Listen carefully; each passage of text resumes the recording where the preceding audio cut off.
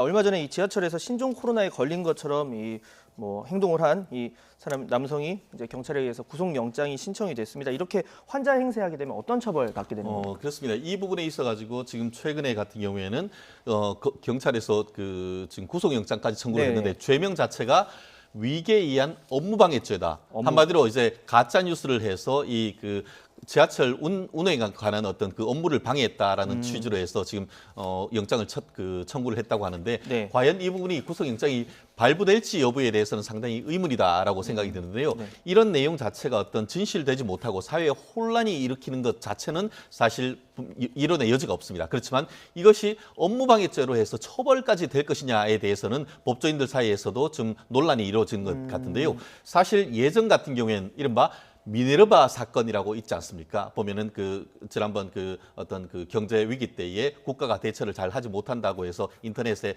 유명한 어떤 농객이 글을 썼는데 그것을 전기통신사업법상에 어떻게 보면은 허위 사실 유포 내지 유언비어를 유포했다고 기소를 했었는데 결론적으로 무죄가 나왔고 관련되는 법 자체에 대해서 헌법재판소에서 위헌 결정이 내렸었는데 그게 이제 법이 없어지니까 대체 입법은 이루어지지 않은 상태에서 형법상 위계에 의한 업무방해라고 했는데 과연 이거에 위계에 의한 업무방해가 될지 여부에 대해서는 조금 더 지켜봐야 될 것 같고 다만 특정 개인에 대해서 어떤 그런 걸리지도 않았는데 감염병이 걸렸다든가 아니면 감염병이 걸려서 어디 갔다는 식으로 비난하는 글을 올렸다고 하면은 그때 같은 경우에는 인터넷에 글을 올리면은 이른바 사이버 명예훼손죄로 처벌될 수 있는데 다만 말씀드린 것처럼 이번에 있어서의 어떤 그런 허위사실 유포로 구속영장 청구에 있는 부분이 죄가 될지 여부에 대해서는 조금 더 지켜봐야 될 부분이 없지 않은 것 같습니다. 방금 그래픽으로도 나왔지만 이 남성이 지하철에서 나 우한에서 왔다 폐렴이다 모두 나한테 떨어져라 이렇게 얘기하고 지하철 내린 뒤에는 이제 저는 정상인입니다. 뭐 이런 식으로 하면서 그러니까 어떻게 보면 좀 유튜브에서 유명해지기 위해서 이런 행동을 했다고 하는데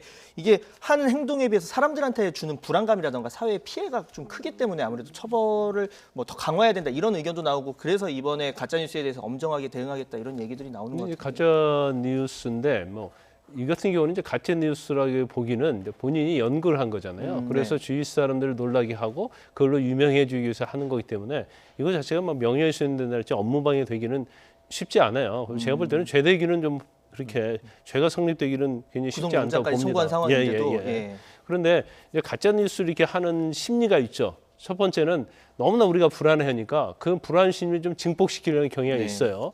그리고 두 번째는 자기의 어떤 이득 목적. 이 사람 같은 경우도 자기가 유명해지려고 했다는 거 아니에요. 그럼 저걸로 유명해지긴 했죠. 하지만 이제 법적인 처벌을 받을 수 있는 상황이 된 거고.